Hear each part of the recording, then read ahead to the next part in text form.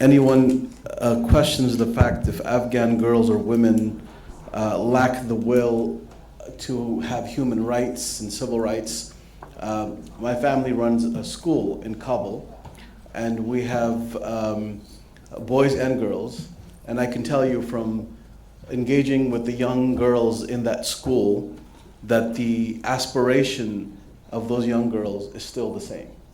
And they will continue to fight for the right to education and for their individual rights and civil rights. And I can tell you from just that small group of people of about 120 students that we have, the majority are girls, they have not given up on that right. So anyone who says that this is a Western imposition on the people or the girls and women of Afghanistan is quite mistaken. So thank you for that, Bilqis. So we have a few minutes for question and answers, about 10 minutes. We started about 10 minutes late, so we wanted to do that. The one thing I do want to ask each one of our panelists is the role of the U.S. We're Americans of different backgrounds in this room. Our foreign policy has a huge impact, whether directly or indirectly. Like you said, even in Bangladesh, even though there's not might be direct engagement, there's regional interests and issues that are at play. The first question, and I'll start with Bilqis and we'll go through the rest. At this point, what can the U.S. do in Afghanistan and then Bangladesh specifically, and we'll go through the rest of the group. What is the role of the U.S. or what can the U.S. actually do to promote democracy, democratic values, human rights, and civil rights in Afghanistan and then Bangladesh, and we'll continue. Thank you so much. I think the question should have been, is there political will that the U.S. does something good in Afghanistan? You mentioned it very well, that 20 years of violent conflict in Afghanistan, defeating the Taliban, hundreds of thousands of people were killed, displaced, and at the end of the day, on August 15, 2021, they came back. They did not come back on their own. They were brought by the Doha agreement that was signed by the Taliban, with the Taliban by the US. The US can, first of all, the Taliban are dying to have good relationship with the US. The US still have leverage. Whoever in the US government tells me that the US doesn't have leverage, I want them to convince me, because that's not the case. US has leverage.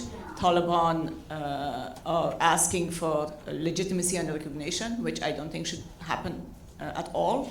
What we can do is, first, not legitimize the Taliban, don't normalize their behavior, and don't allow others to legitimize the Taliban. I think that will be the biggest service the US can do. Thank you. Earl, same question. What can the US do to promote those values in Bangladesh?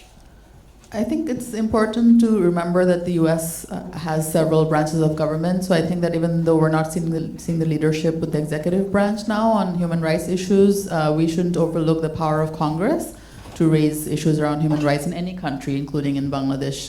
The democracy in Bangladesh is still sort of in a very evolving sort of situation where elections have just happened. We just came out of an authoritarian situation. But I think going forward, it's important to make sure that there's no backsliding into authoritarianism, because it actually happens very slowly and sometimes it's not noticed because other things are prioritized, for example, economic relations.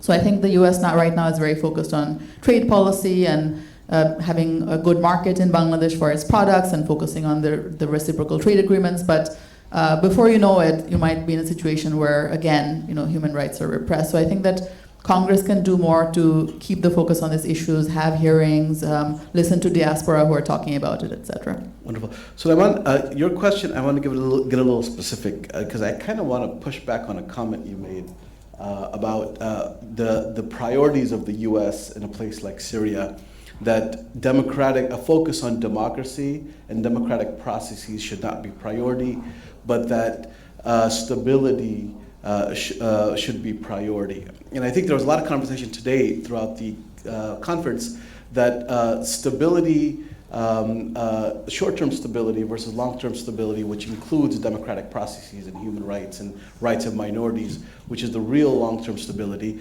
I'd love for you to talk a little bit about that, because in today's sessions, most of the conversation has been around not short-term stability, but long-term thinking of promoting democratic values. If you can talk about that. Yeah, of course. So, I mean, I think Syria is also a special case as well.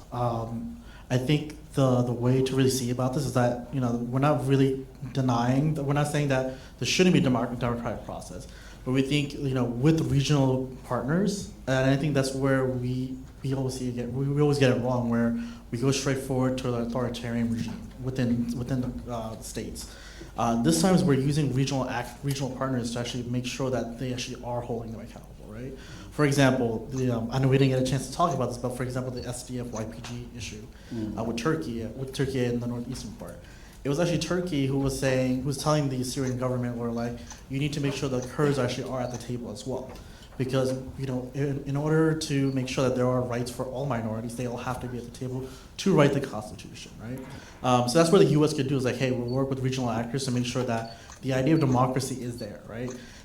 You know, the Syrian Constitution, it's still being formulated. I know they're still getting Parliament up and ready, where they can debate all this to make sure that there is a democratic process, right?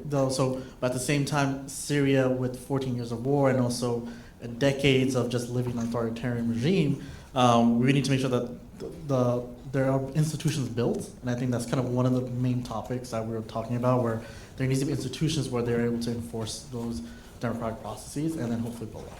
Can I come back to you? I just want to take a few questions, and I'll come back to you in the point. So if we can take one question, please keep it to one question, and we'll take multiple questions, and we'll come back to the audience, because we have about 5 minutes. Please go ahead, Nader. Yeah, my question, is this thing on?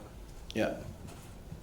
No, it's not on. But It's not on. I'll just speak louder. yeah, please. Go ahead. People are watching on Zoom. Okay, my question is for Belkis. Thank you for talking about the plight of women in Afghanistan. It's obviously horrific what's happening. I want to push back a little bit when you say that the solution is to go to the Organization of Islamic Cooperation and ask them to do something. I mean, it's a club of dictators, right? They're all dictators. There's one head of state of Muslim majority countries that I respect. His name is Anwar Ibrahim. That's 1 out of 57. It's not going to go anywhere. I mean, what has the Organization of Islamic Conference ever done on any major human rights question in the world? I think that's a strategy that won't work. I think what seems to me is the most effective strategy, and it's a long-term strategy, is hitting the Taliban leadership where they're most vulnerable.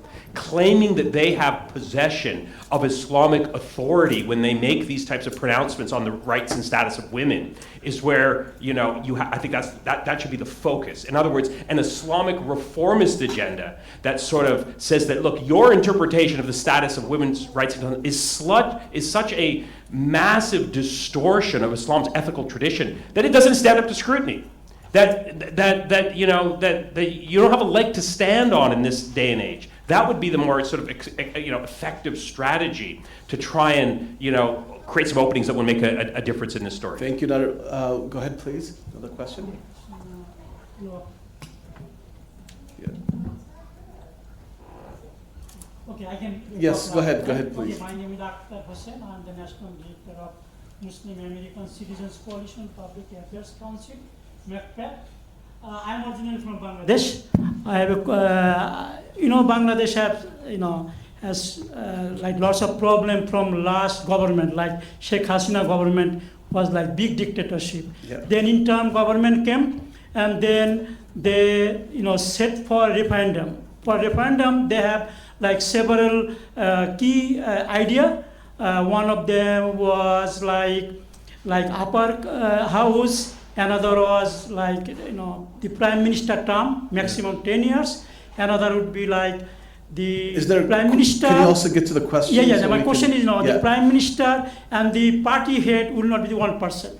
That was the idea. But the current government, they are more than 2/3 majority. But looks like they are not going to follow this referendum. Then what could be the consequence for this situation? Thank you so if they much. don't follow this one? We'll go ahead and have those two answered.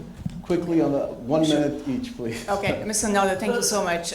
I may have not articulated what I meant to say, and you said it very well. I think what OIC, as well as Islamic institutions such as Al-Azhar, World Muslim League, Yeah. and they can challenge the Taliban on their interpretation of Islam. But then you see what Taliban are saying, especially Hibatullah. He says, if anyone disagrees with his policies, is indeed disagreeing with Allah. And that is the OIC, the Islamic Ummah's responsibility to challenge them, because they give Islam a really bad name. That's what I want. For the first time when OIC sent a delegation to Afghanistan to talk to the Taliban to open schools for girls and so on, we were hoping that these religious scholars from OIC will go and convince the Taliban to open schools, right? That was the expectation. The religious scholars came back from Afghanistan being convinced that the Taliban were doing the right thing. That's right. That's very true. Yeah. So we get to the Bangladesh, and then we have to actually wrap up. So please. Yes, on that, I think that the pressure still needs to come from civil society and including diaspora here, because the reform agenda was a very large agenda, but there are very key mandates within that which would really make a difference in Bangladesh in terms of authoritarian rule not coming back, so including the term limits that the gentleman mentioned and others. So I think that there needs to be a constant pressure from civil society to just make sure that these reforms take place, and I think that from external actors as well. I mentioned Congress, and I think that aid organizations, others, even businesses, which actually sometimes didn't fare so well under an authoritarian system, all need to speak in the same voice and talk about the importance of these reforms. Thank you. I'm so sorry that we didn't get to Libya specifically, but if you have questions on Libya, please directly talk to our panelists here, and we'll hopefully continue the conversation. We want to make sure we bring up the next panel so that we can finish on time. So thank you so much for joining us in this conversation.